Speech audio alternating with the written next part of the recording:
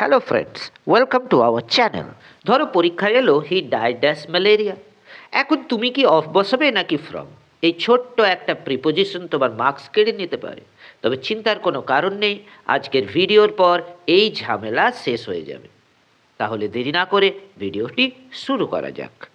যদি কেউ কোনো রোগে মারা যায় কিংবা ক্ষুধা বা তৃষ্ণায় মারা যায়, তবে সরাসরি চোখ বন্ধ করে অফ বসিয়ে দাও। যেমন হি ডায়েড অফ ক্যান্সার, এখানে ডাইয়ের পর অফ হবে কারণ ক্যান্সার একটি রোগ।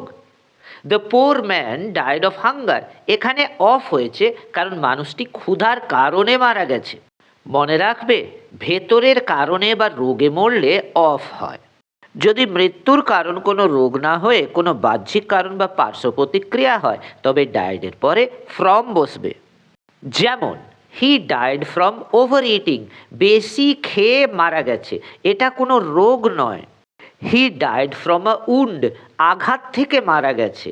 The bird died from the cold, তীব্র শীতে পাখিটি মারা গেছে। মনে রাখবে, অতিরিক্ত কিছু বা বাইরের আঘাতে প্রাণ চলে গেলে ডায়েডের পরে ফ্রম হয়। এবার তোমাদের জন্য একটা কুইজ।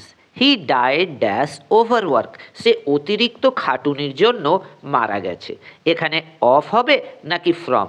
কমেন্টে চটপট জানাও। ভিডিওটি ভালো লাগলে শেয়ার করতে ভুলবে না। Happy learning.